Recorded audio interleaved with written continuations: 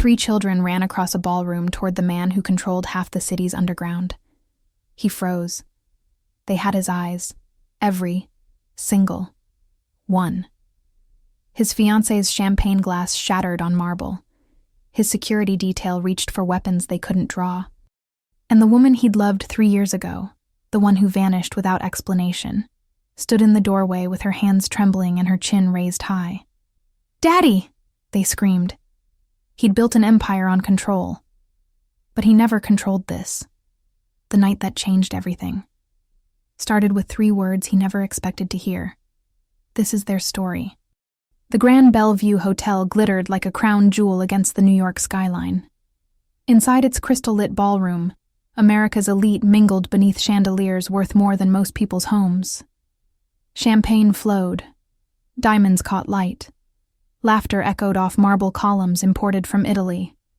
Dante Moretti stood near the center of it all, a king surveying his kingdom. At 32, he wore power like other men wore cologne. Invisible, but unmistakable. His tailored black suit probably cost more than a luxury car. His presence commanded the room without effort. People orbited around him carefully, respectfully, never getting too close. They knew what he was. They knew what his family controlled. The Moretti name meant influence. It meant empire. It meant don't ask questions. His hand rested possessively on the waist of Victoria Ashford, his fiancée. She stood beside him like a piece of art, blonde, elegant, perfect in every calculated way. Her family owned half of Manhattan's real estate. His family owned other things. Together, they were building something unstoppable. "Smile, Dante," Victoria murmured, her red lips barely moving. "Your face screams crime lord when you look so serious."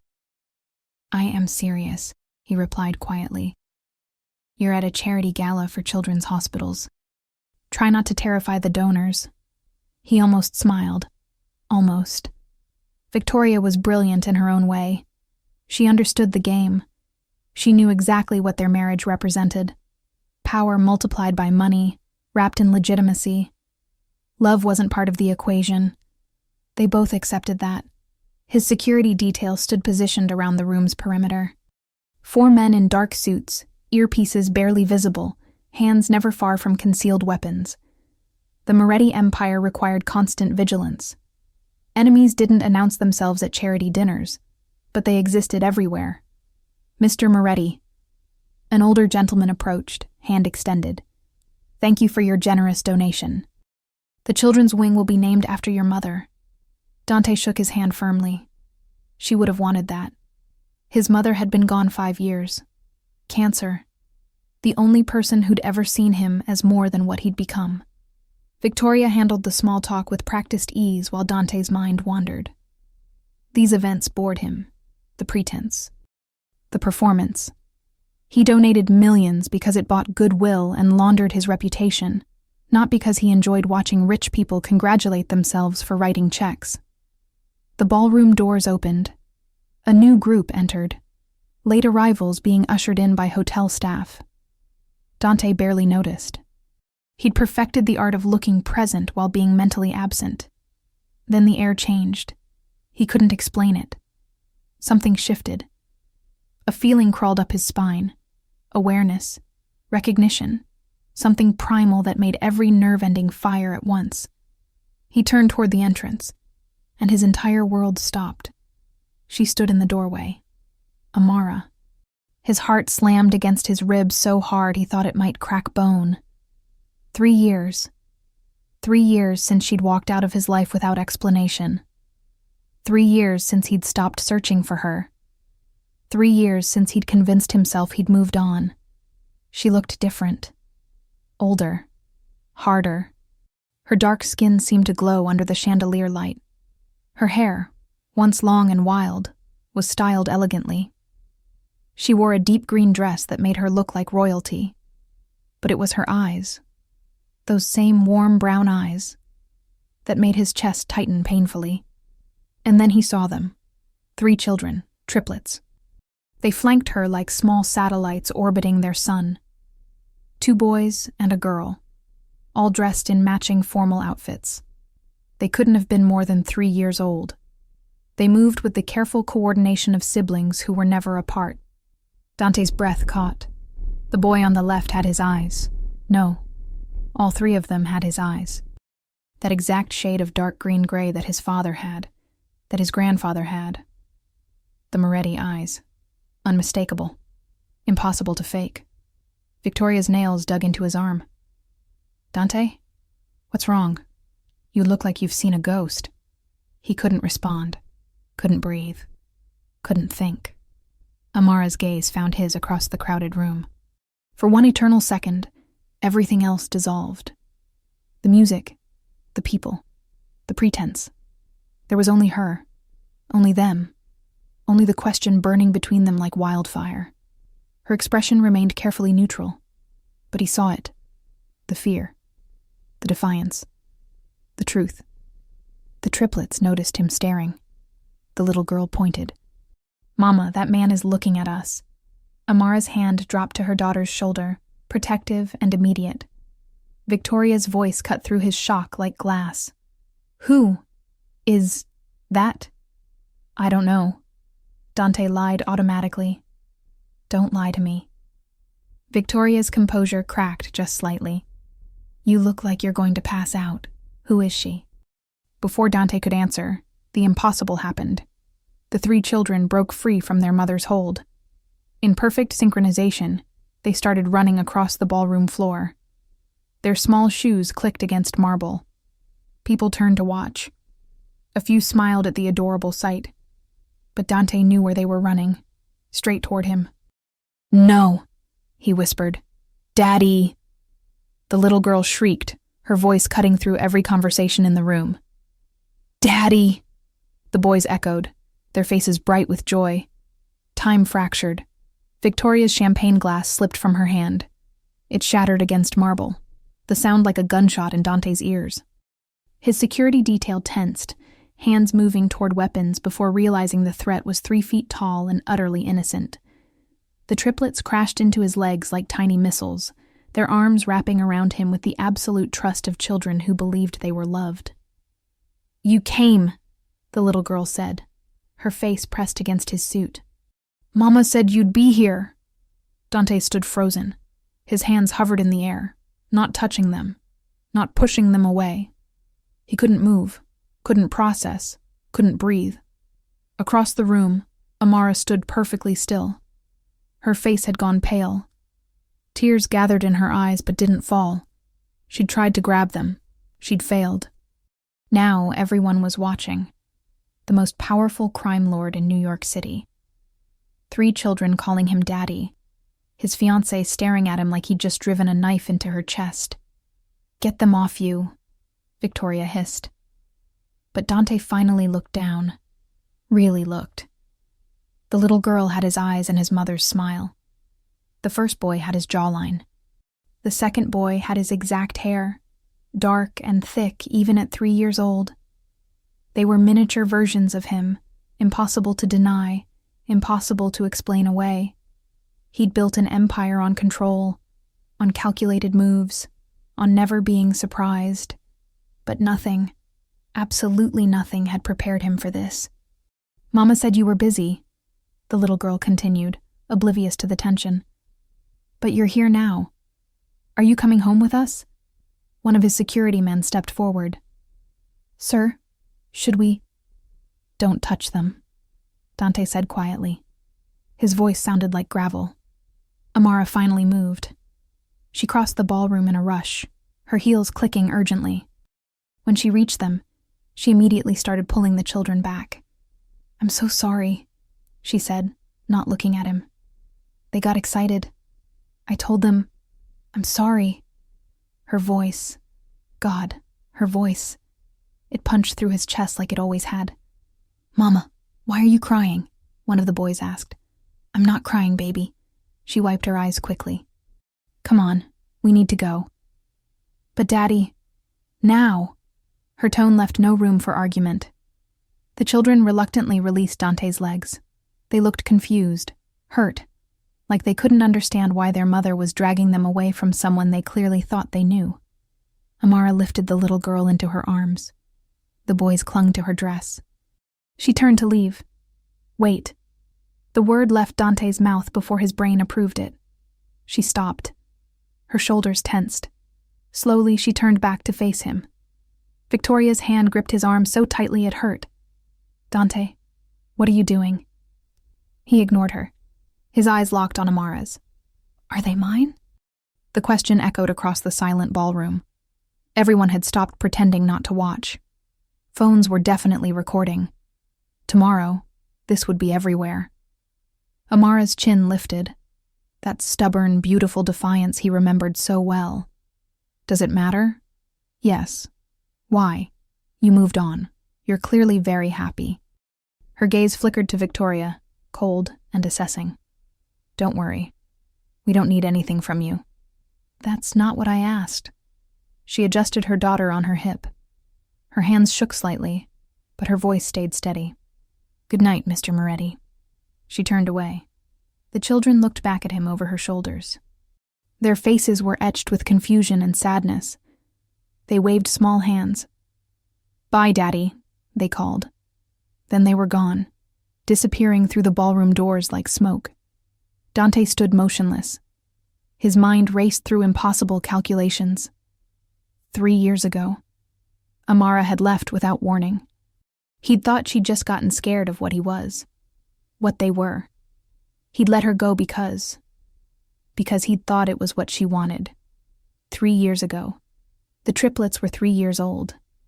The math wasn't complicated. Victoria yanked her arm free from his. Her face had gone from pale to red with rage. Get me out of here, now. He barely heard her. Around them, the charity gala had transformed into a gossip mill. Whispers multiplied like wildfire. Phones clicked. People stared. The untouchable Dante Moretti, the king of New York's underground, publicly confronted by 3 children calling him daddy. His perfect facade had just shattered into a million pieces. And somehow, impossibly, he didn't care. Because those children had his eyes. And Amara had kept them from him for 3 years. The war he didn't know he'd been fighting had just begun. Dante sat in the back of his Escalade, watching the city lights blur past the tinted windows. His driver knew better than to speak. His security detail followed in a second vehicle, maintaining careful distance. Victoria sat beside him, radiating fury so intense it had its own temperature.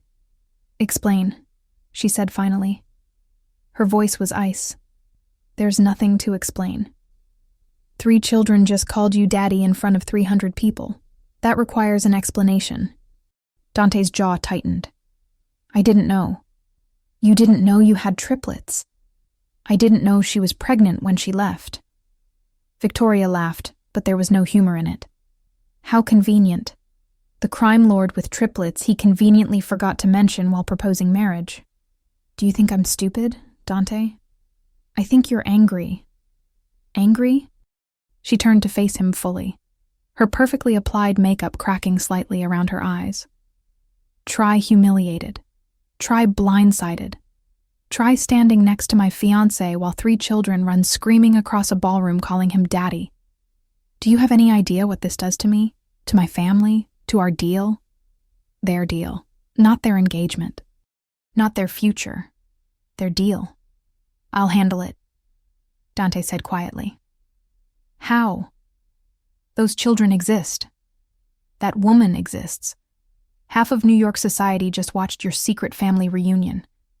This isn't something you can make disappear, Dante. You can't handle this the way you handle your business problems. He turned to look at her. Really look at her. Victoria was beautiful in the way expensive things were beautiful. Flawless, cold, untouchable. She'd been the perfect choice, the logical choice. A partnership built on mutual benefit, not messy emotions. But right now, all he could see were 3 small faces looking up at him with his own eyes. I need to talk to her, he said. Victoria's expression hardened. Absolutely not. They're my children. Allegedly. You saw them. I saw 3 children who may or may not be yours. You saw a woman you clearly have history with manipulating you at a public event. This is a trap, Dante. Can't you see that? She probably planned this whole thing. Show up with kids that look vaguely like you, 'cause a scene. Leverage your guilt into a payout. Amara isn't like that. Oh, Amara. So you do know her name. Tell me, how well did you know Amara? Dante's silence answered for him. Victoria looked away. I see. It was before us. That doesn't make it better. She pressed her fingers to her temples. My father is going to have questions. Legitimate questions. Our families are supposed to be merging empires, Dante. That requires trust. How do I trust you when you have a secret life I knew nothing about? I didn't have a secret life. I have a past. Your past just called you daddy in front of the state's attorney and 4 city councilmen. Your past has consequences now. The Escalade pulled up to Victoria's penthouse building. She gathered her purse, her movements sharp and controlled. I need time, she said, not looking at him. Don't call me. Don't come by. I need to think. Victoria. Good night, Dante. She stepped out. The door closed. She walked into her building without looking back. Dante sat alone in the silence. Where to, sir? His driver asked carefully. Where to? Good question. Home felt wrong. The penthouse he'd bought for Victoria and him, the one that represented their perfect future, felt like a cage. Drive, Dante said. Just drive. 2 hours later, Dante stood in his private office. The room overlooked the city from the 40th floor. Floor-to-ceiling windows, dark wood, leather furniture, a crystal decanter of whiskey he poured but didn't drink. His phone had exploded with messages. His underboss, his captains, his lawyer. Everyone demanding to know what the hell happened tonight. He ignored them all. Instead, he pulled up the security footage his men had already acquired. The hotel had cameras everywhere. He watched it again. Watched Amara enter. Watched the children run. Watched himself freeze like a statue. He paused the image on their faces. His children. The knowledge sat in his chest like something alive. Heavy. Undeniable. Terrifying. 3 years. She'd kept them from him for 3 years. Anger should have been his first emotion, maybe rage. Amara had no right. No right to make that choice alone. No right to rob him of watching them grow, hearing their first words, seeing their first steps. But underneath the anger was something else. Fear. He was his father's son, his grandfather's grandson. The Moretti legacy was blood and power and violence. He'd spent his whole life learning how to control, intimidate, destroy. He didn't know how to be gentle, didn't know how to be soft, didn't know how to be a father. His phone buzzed. Marco, his underboss. Boss, we have a problem. Vitelli family heard about tonight. They're asking questions. Of course they were. The Vitellis had been looking for weakness in the Moretti Empire for years. A secret family was leverage, vulnerability, ammunition. Dante typed back, handle it. How do you want it handled? I don't care. Make the questions stop. He poured the whiskey down the sink. Alcohol wouldn't help. He needed to find Amara, needed answers, needed to understand why she'd left, why she'd hidden them, why she'd shown up tonight of all nights. His computer guy worked fast. 20 minutes later, Dante had an address, a small apartment in Brooklyn. Modest neighborhood. Nothing like the luxury she could have demanded if she'd wanted his money. Maybe Victoria was wrong. Maybe this wasn't about money. Maybe it was about something worse. Maybe Amara had looked at him 3 years ago and decided he wasn't good enough to be a father. That thought hurt more than it should have. Morning came too bright and too early. Dante had his driver take him to Brooklyn. The neighborhood surprised him. Tree-lined streets, small shops, a playground where children laughed and swung without fear. Nothing like the world he controlled. Her apartment building was clean but simple. No doorman, no security. Just a regular place where regular people lived regular lives. He climbed the stairs to the 3rd floor, stood outside apartment 3C. could hear small voices inside, cartoons playing, children laughing. His children. He'd faced down rivals with guns. He'd negotiated deals worth millions. He'd looked death in the face more times than he could count. But standing outside this door terrified him. He knocked. Silence. Then footsteps. Careful, hesitant. The door cracked open. A chain lock held it mostly closed. Amara's face appeared in the gap. She'd been crying. He could tell, even though she tried to hide it. Her eyes were red, her face puffy. "How did you find me?" she whispered. "I'm very good at finding things." That's not creepy at all. Despite everything, his mouth almost twitched. That was the Amara he remembered. Sharp, quick, never intimidated. "We need to talk," he said. "No, we don't." "Amara, go home, Dante. Go back to your beautiful fiancé and your perfect life. Forget you saw us." "Forget?" His voice rose slightly. "You want me to forget I have 3 children?" "Mama," a small voice called from inside. "Who's at the door?" Amara's expression crumbled. "Please," she whispered. "Please just go. You'll make this harder." "Harder than what?" "Than it already is." One of the boys appeared beside her, peeking around her legs. His face lit up when he saw Dante. "Daddy!" The word hit like a bullet. Amara tried to close the door. Dante's hand stopped it. "I'm not leaving," he said quietly. "Not until we talk." "There's nothing to talk about." "Are they mine? Does it matter?" "Stop answering questions with questions." His patience snapped. "Are they mine?" Amara's eyes filled with tears. Her hand shook on the door. The little boy watched them both, confused by the tension. "Yes," she finally whispered. "They're yours." The world tilted. Dante had suspected, had known, really, the moment he saw their faces. But hearing her say it out loud made it real in a way nothing else could. He had children. 3 of them. Children who'd lived 3 years without knowing him. Children she'd deliberately kept hidden. "Why?" The word came out raw. "Why didn't you tell me?" "Because I was protecting them." "From what?" Amara looked at him. Really looked at him. Her gaze traveled from his expensive suit to his cold expression to the hardness he carried like armor. "From you," she said simply. "From what you are. From the life you lead. From the empire built on fear and violence and blood. I didn't want that for them, Dante. I didn't want them growing up in your world.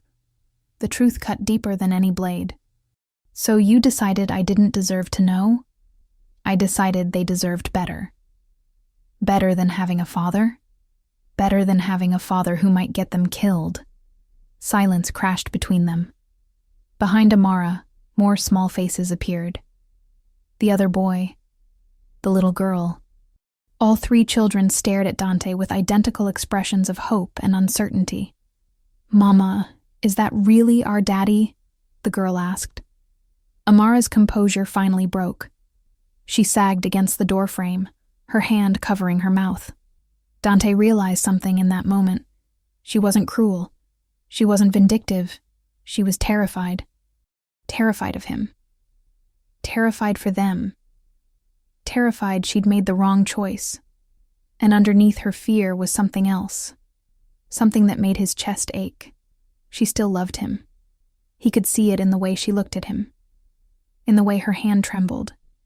In the way she kept glancing at his mouth like she remembered exactly how it felt. 3 years hadn't erased anything. It had just buried it. "I don't want your money," Amara said, her voice breaking. "I don't want anything from you. We were doing fine. We were safe. You weren't supposed to see us. I didn't know you'd be at that event. I never would have, but I did see you," Dante interrupted. "And now I know. So what happens next is up to you. You can let me in and we can talk like adults. Or you can make this difficult and I'll involve lawyers and DNA tests and court orders. Your choice." It was a threat. He hated himself for making it. But he also needed her to understand. She couldn't shut him out anymore. Amara looked at her children, at their hopeful faces, at the way they clung to her but reached toward him. She closed her eyes. Fine. But they're watching cartoons. You don't get to disrupt their morning. She opened the door. Dante stepped into her world, and everything changed. The apartment was smaller than Dante's closet, but it was clean, warm, lived in. Children's toys scattered the floor, colorful blocks, stuffed animals, picture books, crayon drawings covered the refrigerator. The morning sun streamed through windows overlooking the quiet Brooklyn street. It was the furthest thing from his world he could imagine. The triplets sat on a worn couch watching cartoons. They kept glancing back at him, their expressions a mixture of excitement and confusion. They clearly knew who he was supposed to be. They'd been told about him, but meeting him was different than stories. Amara moved to the small kitchen. Coffee? Please. She busied herself with the coffee maker. Her movements were efficient, practiced. This was her routine, her life, a life he knew nothing about. They look healthy, Dante said quietly. They are. And you? You're managing? We're fine. Amara. I'm a nurse, she said, not looking at him. I work at Brooklyn General, night shifts mostly, so I'm here during the day. My neighbor watches them when I'm at work.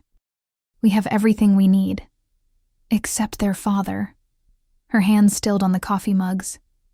They have everything they need that matters. Dante walked closer to the couch. The children watched him approach like he was a fascinating creature they'd only seen in pictures. Hi, he said awkwardly. 3 identical smiles broke across their faces. You came, the little girl said, bouncing on the couch. Mama said maybe you'd come. I didn't believe her, but you're really here. The first boy stood up. He walked right up to Dante and took his hand. Just took it, like it was the most natural thing in the world. I'm Elijah, he said seriously. I'm 3.5. Well, almost. My birthday is in 2 months. Do you know my birthday? Dante's throat tightened. No, I don't. It's July 7th, Elijah continued matter-of-factly. Me and Isaiah and Gabriella all have the same birthday because we're triplets. That means we were born together. Did you know that? Yes, I know what triplets are. The second boy, Isaiah, came over too. He was shyer, hanging back slightly. Are you really our daddy? The question hung in the air like smoke. Dante glanced at Amara. She stood frozen by the coffee maker, tears streaming silently down her face as she watched the scene unfold. He looked back at the 3 small faces staring up at him, waiting, hoping. Yes, he said. His voice cracked slightly. I'm really your daddy. Gabriella launched off the couch and wrapped her arms around his legs again. I knew it.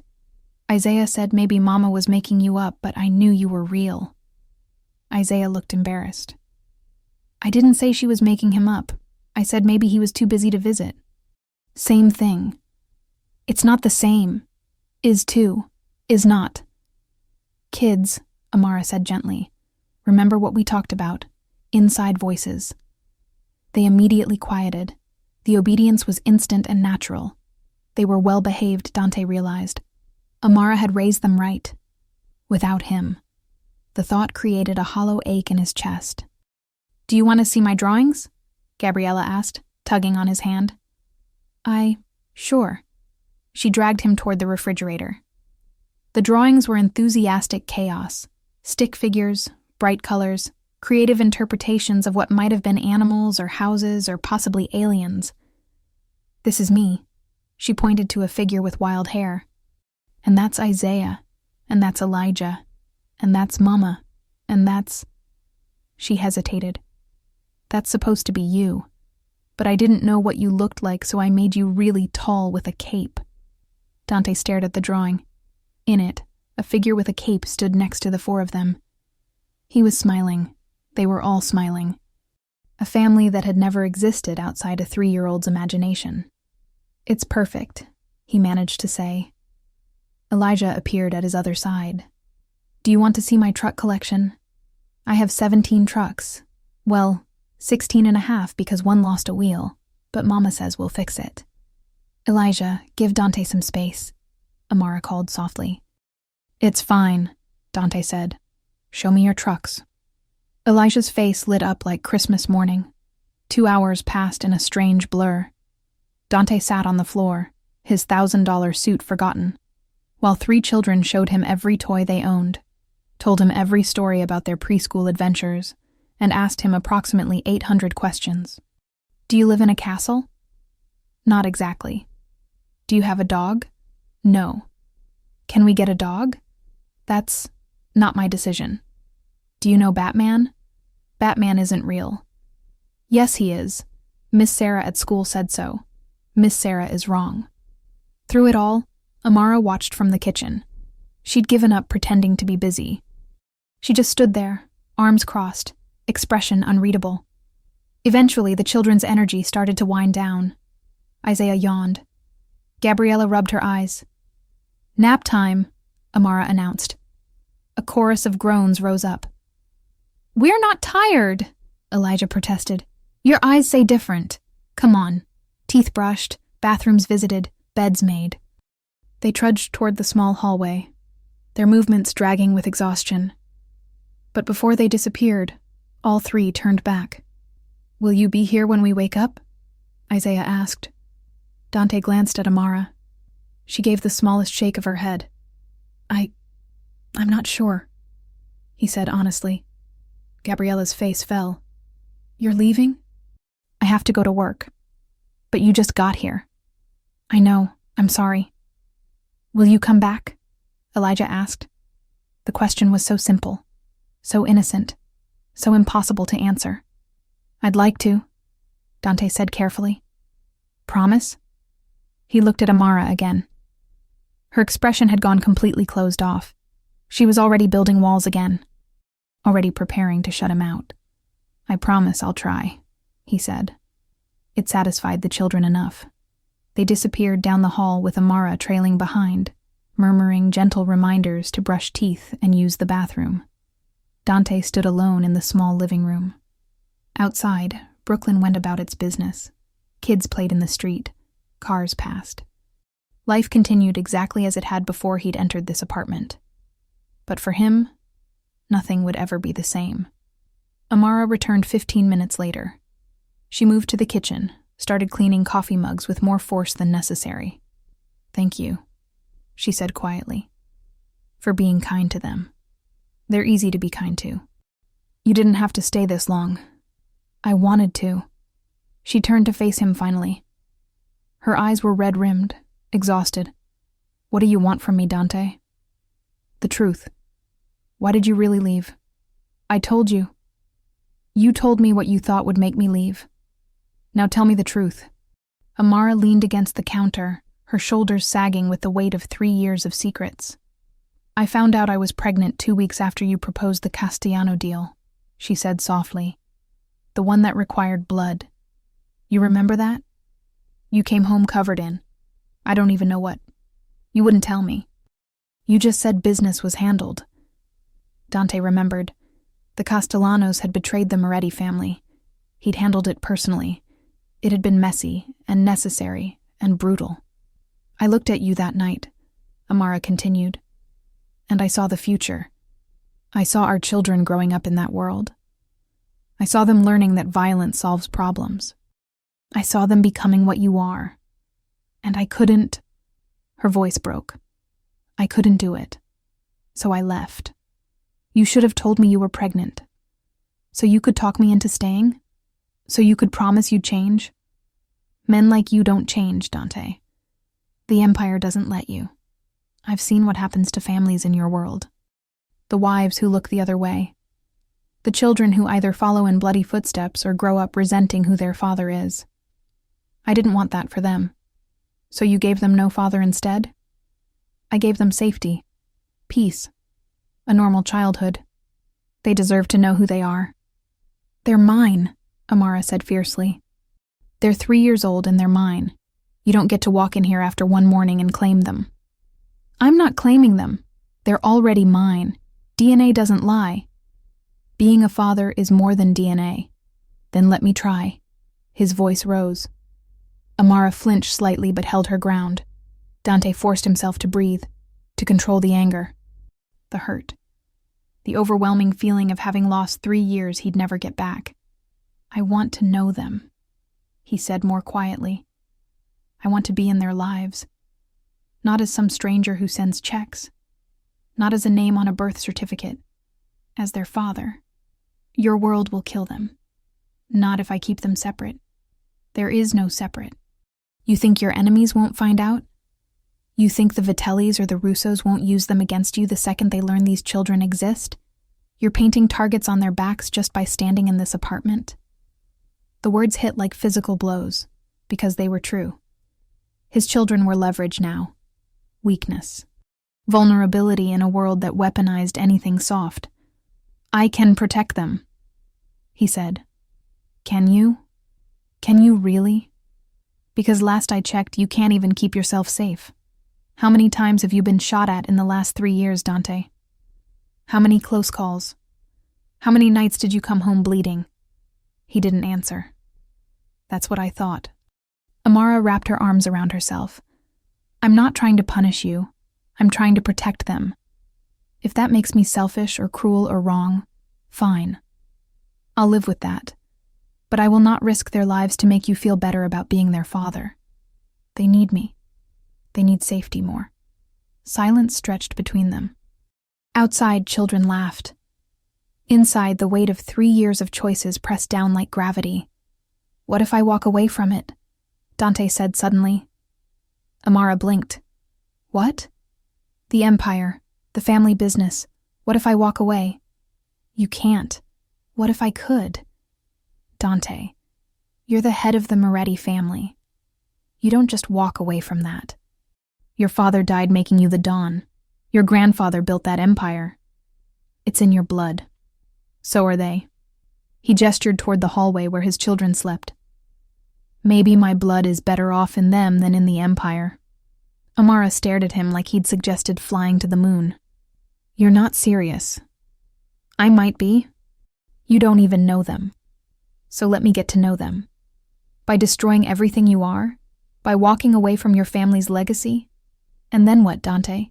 You resent me forever because I made you choose? You resent them because they cost you your empire? No, I won't be responsible for that. Then what do you want me to do? His frustration boiled over. Tell me what I'm supposed to do here. Because all I hear from you is reasons I can't be in their lives. All I hear is how I'm not good enough. My world isn't safe enough. My blood is too tainted to be near them. So tell me, Amara, what option do I have where I'm not either a monster or a ghost? Tears streamed down her face. I don't know. That's not good enough. It's all I have. They stared at each other across the small kitchen. So much history. So much love that had curdled into fear and anger and impossible choices. Dante's phone buzzed. He ignored it. It buzzed again. And again. Finally, he pulled it out. Marco. Emergency. Boss? Vitelli made a move. We have a situation. He closed his eyes. The empire never stopped. The war never ended. You have to go, Amara said quietly. I don't want to. But you have to, because that's who you are. That's what you do. She wiped her face. That's exactly why I left. Dante looked at her. Really looked at her. At the woman he'd loved. At the mother of his children. At the impossible choice standing in front of him. He walked to the door. Stopped. Turned back. This isn't over, he said. Dante, I don't care what you think is best. I don't care how scared you are. Those are my children sleeping down that hallway. My blood, my responsibility. And I won't abandon them just because loving them is complicated. Loving them might get them killed, or it might save them. He left before she could respond. But as he walked down the stairs and back into his world of violence and power and impossible choices, One thought consumed him completely. He'd just met his children for the first time, and he was already willing to burn his empire to the ground to keep them safe. The forbidden line had been crossed. There was no going back now. Dante sat in the back room of Moretti's restaurant, a legitimate business that served excellent Italian food, while quietly hosting the empire's real operations. His captains sat around the table, their faces grim. Marco slid a folder across the polished wood. "Vitelli hit one of our shipments. Clean job, professional." They knew exactly when and where. "Leak?" Dante asked. "Has to be. This was too precise." Dante opened the folder. Photos, reports, numbers that represented millions of dollars and, more importantly, reputation. The Moretti Empire ran on fear and respect. Let one family steal from you without consequence, and everyone would try. "Find the leak," Dante said quietly. "Handle it." "And Vitelli?" "I'll handle Vitelli personally." His men exchanged glances. Dante's personal involvement usually meant blood. It meant sending messages that echoed through the underground for years. But Dante's mind wasn't on Vitelli. It was on 3 small faces. 3 voices calling him daddy.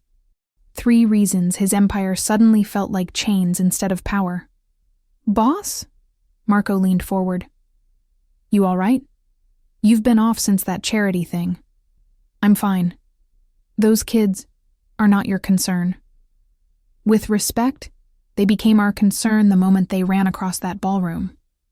The other families are already asking questions. They know you have a weakness now. They're not a weakness. They're leverage. Vitelli knows. The Russos know. Hell, probably half of New York knows by now. Those kids have targets on them whether you like it or not. Dante's hands clenched on the table. Then we make it clear. Anyone who touches them dies. Not just them, their families, their organizations, their legacies. We make the cost so high that no one even thinks about it. Marco nodded slowly. That's one approach. You have a better one? Keep them hidden. Distance yourself publicly. Let people think it was a mistake, a gold digger trying to trap you. We can spin this. I'm not spinning anything. Boss. They're my children, Marco. I'm not going to pretend they don't exist to make the Empire more comfortable. Silence fell around the table. His captains watched him with varying degrees of concern and confusion. This wasn't the Dante they knew. The Don didn't show emotion, didn't admit vulnerability, didn't let personal matters interfere with business. But that Don had existed before yesterday, before he'd looked into 3 sets of eyes identical to his own. Meeting adjourned, Dante said. I'll deal with Vitelli tomorrow. Tonight I have somewhere else to be. Victoria's penthouse was exactly as he remembered, cold, perfect, expensive, like walking into an architecture magazine. She answered the door in silk loungewear, a glass of wine in her hand. Her expression was carefully neutral. I wondered when you'd show up, she said. We need to talk. About your secret family? About how you humiliated me in front of everyone who matters? About how my father is now questioning whether the Ashford name should be associated with the Moretti mess. Yes, Dante. We definitely need to talk. She stepped aside to let him in. The penthouse felt different tonight. Or maybe he felt different. The sleek furniture, the abstract art, the view of Manhattan, it all seemed hollow, staged. Like a show house instead of a home. I didn't know, Dante said again. Victoria took a long sip of wine. I almost believe you. Victoria, do you love her? The question stopped him cold. It's a simple question, Dante. The mother of your children. Do you love her? It's complicated. That's a yes. It's been 3 years. That's still a yes. Victoria set down her wine glass with exaggerated care. You know what's funny? I thought I was getting a good deal. The powerful crime lord looking for legitimacy. The perfect partnership. No messy emotions. No jealousy. No drama. Just 2 people building something bigger than themselves. That's what we have. Had. Past tense. She turned to face him fully. I can work with a lot of things, Dante. I can work with the danger, the violence, the moral ambiguity of what you do. I can even work with the fact that you don't love me, because I don't love you either. But I can't work with this. 3 children don't change our arrangement. They change everything. Because you're not going to walk away from them. I saw your face at that gala. I saw how you looked at her. You're going to try to be in their lives, which means she's going to be in your life, which means I'm competing with a woman you actually have feelings for while raising 3 constant reminders that you two have a history I can't erase. I wouldn't ask you to raise them. Victoria laughed bitterly. And that's the problem. You've already made your choice. You just haven't admitted it yet. Dante stood silent. Because she was right. The moment those children had wrapped their arms around his legs, something inside him had shifted irrevocably. The life he'd planned, the cold partnership, the strategic marriage, the empire built on calculation, suddenly felt like drowning. I'm sorry, he said quietly. Are you? Or are you relieved? Both. Victoria picked up her wine glass again. Get out, Dante. Take your apology and your guilt and your secret family and get out of my home. The business arrangements. My father will contact your lawyer. We'll dissolve the partnership agreements. The Ashfords will survive without the Moretti Empire. She walked to the door, opened it. Unlike you, we didn't build our fortune on blood. It was meant to wound. It did. Dante walked to the door. Stopped. For what it's worth, you deserve better than what I could give you. I know, Victoria said. That's why I'm letting you go. The door closed behind him with quiet finality. Dante stood in the hallway, his engagement officially over, his business partnerships dissolving, his carefully constructed future crumbling. And all he could think about was getting back to a small apartment in Brooklyn. It was late when Dante knocked on Amara's door. Too late. He knew that. But he'd driven here anyway, pulled by something stronger than logic. The door cracked open. Amara's exhausted face appeared. She wore scrubs. She'd just gotten home from her shift at the hospital. It's midnight, she said. I know. The kids are asleep. I know. Then why are you here? Because I can't stay away. Something flickered in her eyes. Fear, hope, anger, love, all of it at once. She opened the door wider. He followed her inside. The apartment was dark except for a small lamp in the kitchen. The children's soft breathing drifted from the bedroom down the hall. Amara moved to the kitchen, started making tea like she needed something to do with her hands. I ended things with Victoria, Dante said. Her hands stilled on the kettle. Why? Because I can't marry someone when I'm in love with someone else. Amara turned around slowly. Don't. Don't what? Don't say things like that. Don't make this harder than it already is. I'm making it honest. You're making it impossible. She pressed her palms against the counter. You think love fixes this? You think because you have feelings for me, suddenly your world is safe for children? Love doesn't stop bullets, Dante. It doesn't protect them from kidnappers. It doesn't make the empire disappear. I know. Then stop looking at me like that. Like what? Like I'm something you lost and just found again. Like we can just pick up where we left off. We can't. Too much has changed. Too much is at stake. Dante moved closer, not touching. Just close enough that she had to look up to meet his eyes. I spent 3 years telling myself I was over you, he said quietly. 3 years building a life that made sense. A partnership that served the empire. A future that required nothing from my heart. And it worked, Amara. It actually worked. Until yesterday. Until I saw you. Until I met them. Dante, let me finish. His voice was rough. I don't know how to be a father. I don't know how to be good. Every instinct I have is about control and power and eliminating threats. But when that little girl wrapped her arms around my legs, when those boys took my hands like I was someone worth trusting, something broke open inside me. Something I didn't even know was locked. Tears slid down Amara's cheeks. "I love them," Dante continued. "I loved them the second I saw their faces.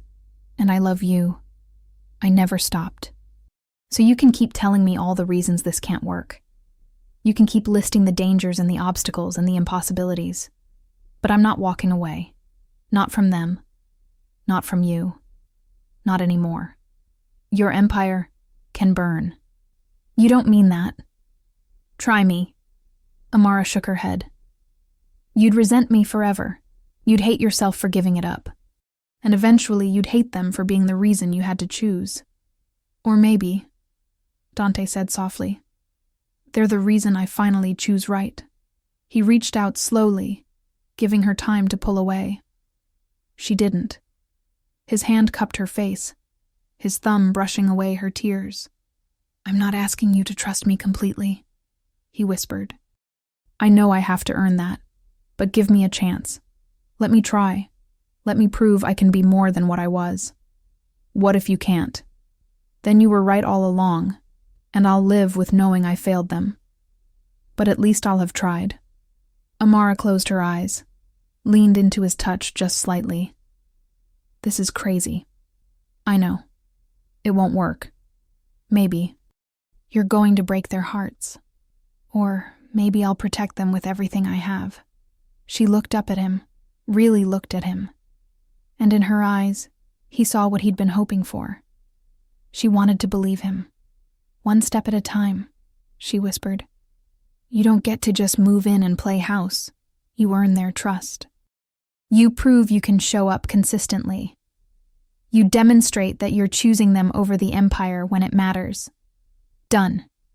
I mean it, Dante. The first time you put your business before them.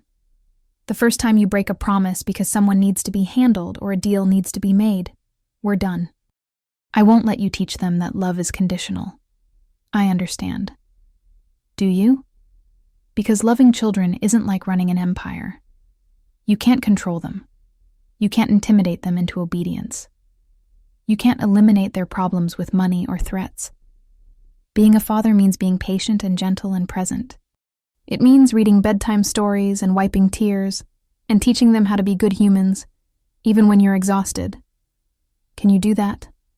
Dante thought about his own father.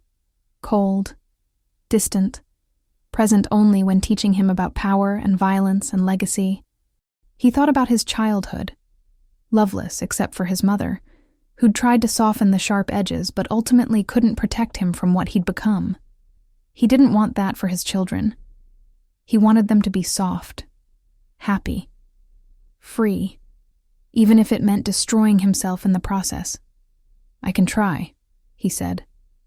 That's all I'm asking for. A chance to try. Amara studied his face for a long moment. Then slowly she nodded. One step at a time, she repeated. One step at a time. She pulled away from his touch, wrapped her arms around herself. It's late. You should go. Can I come back tomorrow? In the afternoon, after their nap. I'll be here. He walked to the door, stopped, looked back. Amara stood in her small kitchen, exhausted and beautiful and terrified. The mother of his children. The woman he'd never stopped loving. The impossible future he was going to fight for. Amara? Yeah? Thank you. For what? For keeping them safe when I couldn't. For being strong enough to raise them alone. For giving me this chance even though I don't deserve it. Fresh tears spilled down her cheeks.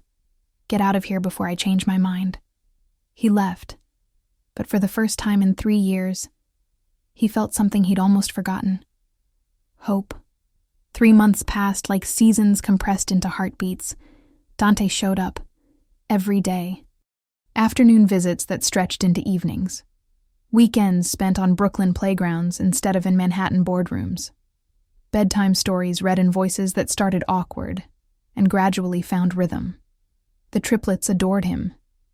Elijah showed him every truck in his collection at least 40 times. Isaiah gradually came out of his shell, sharing quiet observations about clouds and birds and why pizza was the best food. Gabriella appointed herself his personal stylist, insisting his ties were too boring, and needed more color. Amara watched it all with cautious hope. She saw the way Dante transformed around them. The hard edges softened. The cold calculation melted into something resembling tenderness. He learned to be patient when they spilled juice. He learned to be gentle when they cried.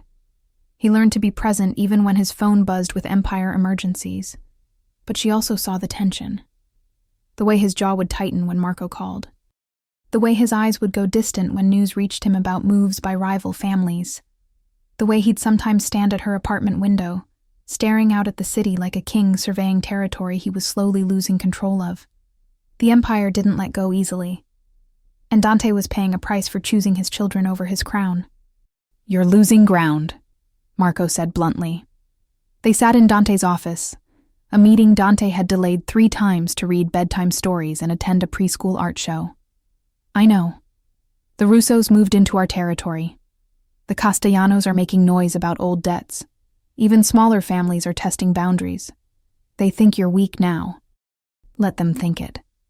Boss, you can't just let the Empire crumble.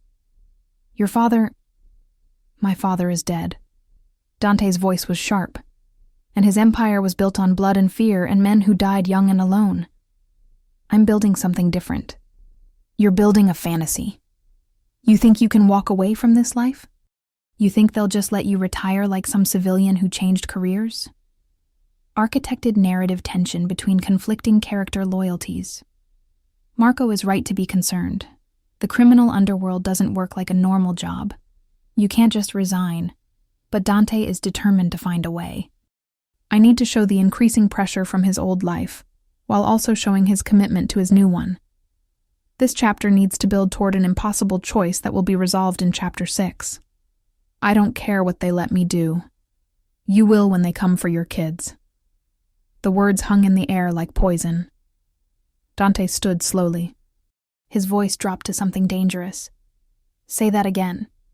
Marco held his ground. "You think I'm threatening them? I'm warning you.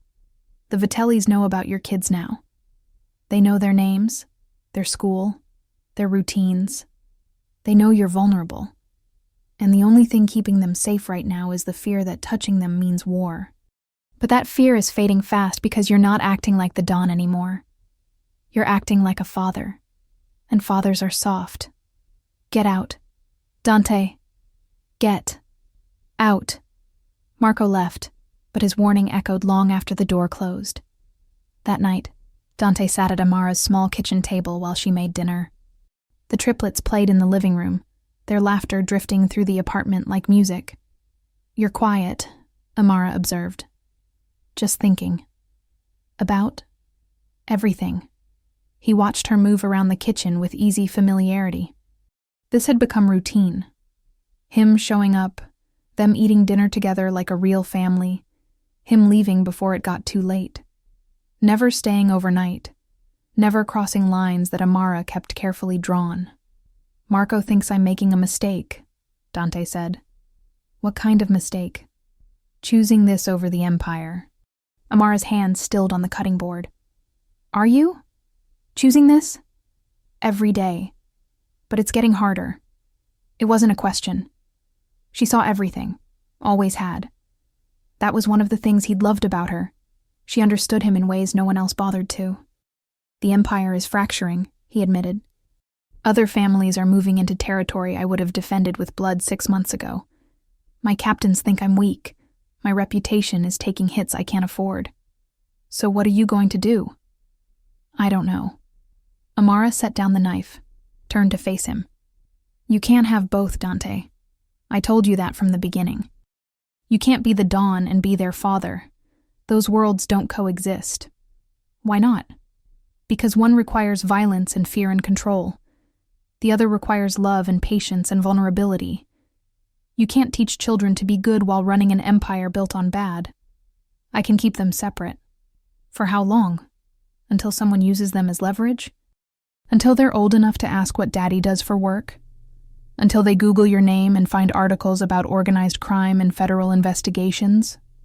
Dante leaned back in his chair. "So you're saying I should give up the Empire completely. I'm saying you need to choose. Really choose." Not this half-life where you're trying to balance both and failing at everything. I'm not failing at being their father. No, Amara said softly.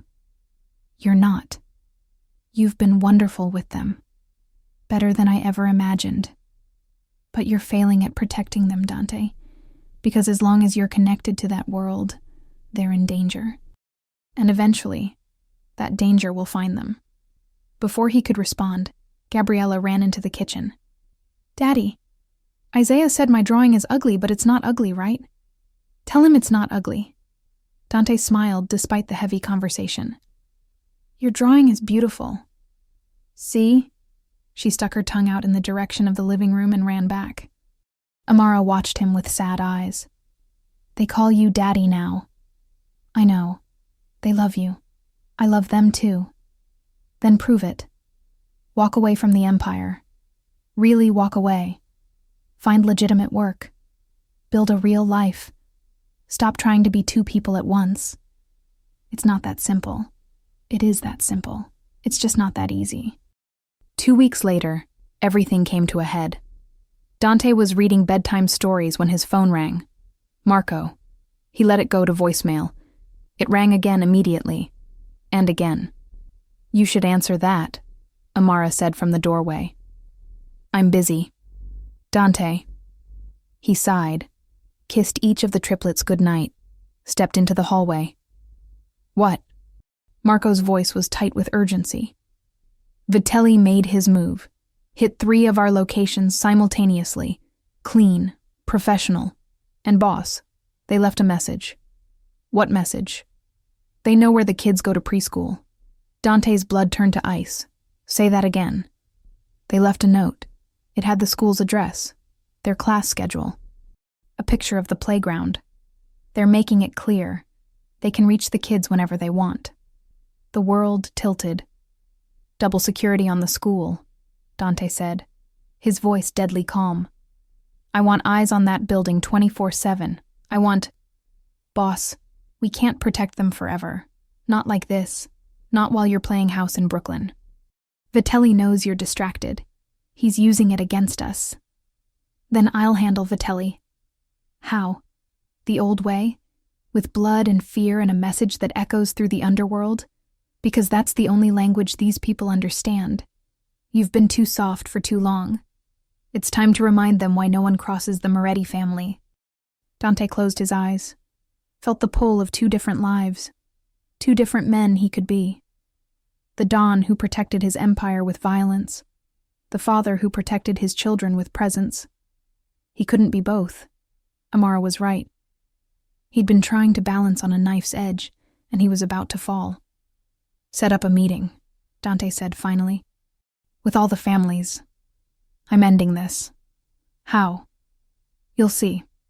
The meeting took place in a neutral restaurant, closed to the public. All 5 major family heads sat around a table. Moretti, Vitelli, Russo, Castellano, DeMarco. Their bodyguards lined the walls like silent sentries. Dante stood at the head of the table, no longer wearing his $1,000 suits.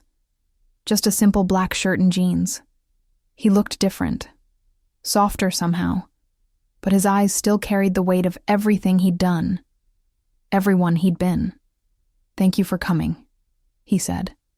This better be worth our time, Vitelli said. Some of us have actual business to run. It is. I called this meeting to make an announcement. Dante looked at each man in turn. I'm stepping down. Silence. Then chaos.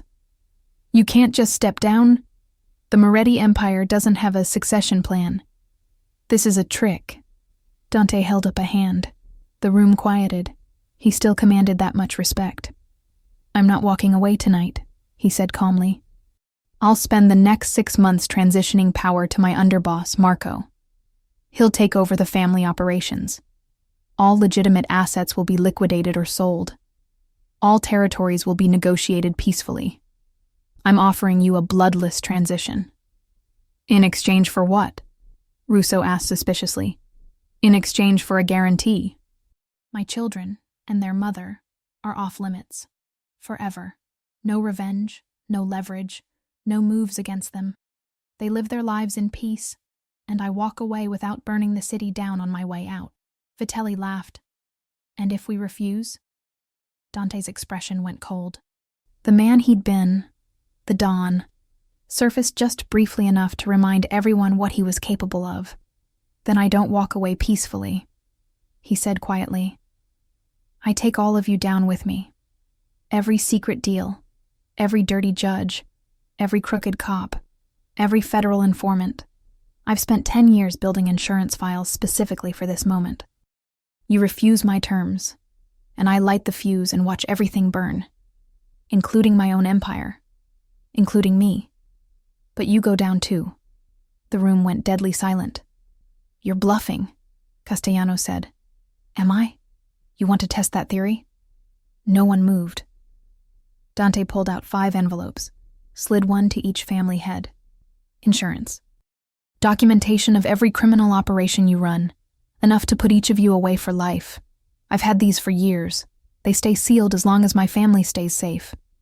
But if anything, and I mean anything, happens to them, these files get delivered to the FBI, the New York Times, and every news outlet in the country." Vitelli opened his envelope. His face went pale. "Mutually assured destruction," Dante continued. "I walk away. You leave them alone. Everyone lives. And if someone doesn't honor the deal," DeMarco asked, "then their entire organization burns. And trust me, mine won't be the only one collecting insurance." Dante looked at each man meaningfully. "I'm betting at least 3 of you have similar files on each other. So it's in everyone's best interest that we all play nice." The men exchanged glances, calculating, weighing, deciding. Finally, Russo nodded. 6 months. Then you're out. And the kids are ghosts. We never knew they existed." One by one, the others agreed. Dante felt something release in his chest. Something he'd been holding tight for so long he'd forgotten it was there. Control, fear, the empire. He was letting it all go. For them. 6 months transformed into forever. Dante kept his word. Piece by piece, he dismantled the empire his father had built, his grandfather had built, his blood had inherited. He transferred territory, negotiated agreements, sold off assets. Marco took control of what remained, a smaller, quieter operation that no longer bore the Moretti name at the top. The transition was messy. There were complications. Near disasters. Moments when Dante almost changed his mind because the pull of power was a drug he'd been using his entire life. But every time he wavered, he'd drive to Brooklyn.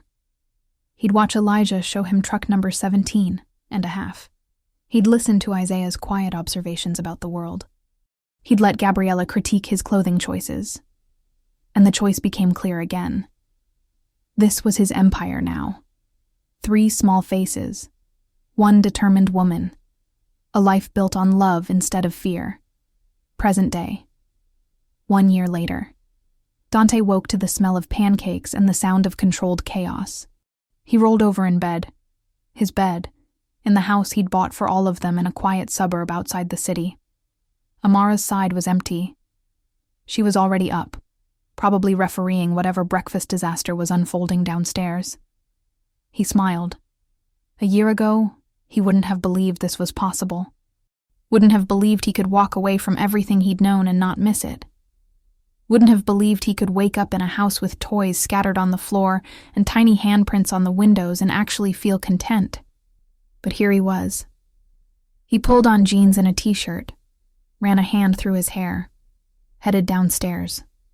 The kitchen was beautiful chaos. The triplets sat at the table in matching pajamas, arguing about whether chocolate chips belonged in pancakes.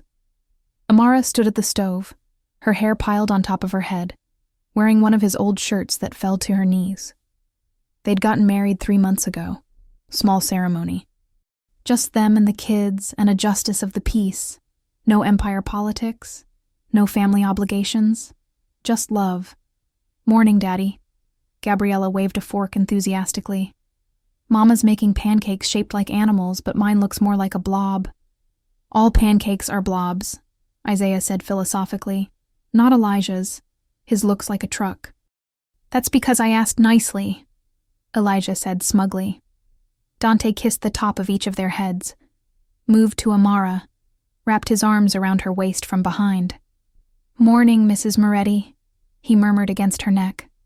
She leaned back into him. "Morning, Mr. Normal Person with a regular job." He grinned. He'd started a security consulting firm. Legitimate, legal, boring in all the best ways. He still had skills. He still knew how to read people, assess threats, build systems. But now he used those skills to protect businesses instead of building empires on blood. "How'd you sleep?" Amara asked. "Better than I did in that penthouse." "That's because you're not constantly calculating who might betray you." "True." He kissed her shoulder.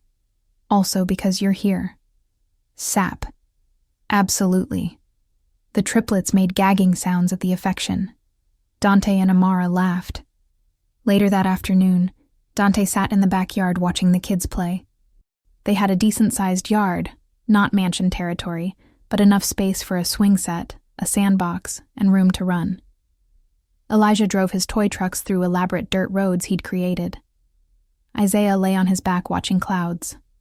Gabriella attempted cartwheels with mixed success. Amara sat beside Dante in matching lawn chairs, her hand in his. "You happy?" she asked softly. Deliriously. "No regrets?" "About leaving?" "No." "Really?" He turned to look at her. "Really. I thought I'd miss the power, the control, the fear and respect and empire. But I don't. All of that was just noise. This is real. Even when Isaiah has nightmares and Gabriella won't eat vegetables and Elijah floods the bathroom because he wanted to see if trucks can swim. Especially then." Amara smiled. But there was something in her expression. Something uncertain. "What?" Dante asked. "Nothing. You're a terrible liar." She bit her lip, reached into her pocket, pulled out something small. A pregnancy test. Positive. Dante's breath caught. "You're pregnant. About 6 weeks." She watched his face carefully. "I know we weren't planning this. I know the triplets are already a handful. I know timing is terrible. But..." He kissed her. Deep and long and full of everything he couldn't put into words. When he pulled back, she was crying. "You're happy?" she whispered. "I'm terrified and thrilled. And so damn happy I can barely breathe." She laughed through her tears. "We're going to have 4 kids." "I know. 4, Dante. I can count. Our house isn't big enough. We'll get a bigger one. You're going to be outnumbered." "I already am." She pressed her forehead against his. "This is crazy. Best kind of crazy." Across the yard, Gabriella noticed them. "Mama, Daddy. Why are you crying?" "Happy tears, baby," Amara called back. "Is Daddy being mushy again?" So mushy. All 3 kids ran over, piling onto their parents' laps despite being way too big for that. They were getting so tall now. 4 years old and growing impossibly fast. "We have news," Amara said, looking at Dante for confirmation. He nodded. "You're going to be big siblings," she continued. "There's a baby coming. You're going to have a little brother or sister." Silence, then chaos. "A baby? Can we name it? Will it be as small as my trucks? When does it get here? Can I teach it cartwheels?" Dante and Amara laughed, fielding questions while their children bounced with excitement. This was his life now. This beautiful, messy, loud, perfect life. No empire. No violence. No control built on fear. Just love. Just family. Just presence. That evening, after the kids were asleep and the house was finally quiet, Dante and Amara lay in bed together. The window was open, letting in cool night air. "Do you ever think about your father?" Amara asked softly. "About what he'd think of all this?" Dante considered. "He'd probably think I was weak. That I gave up power for sentiment. That I chose wrong.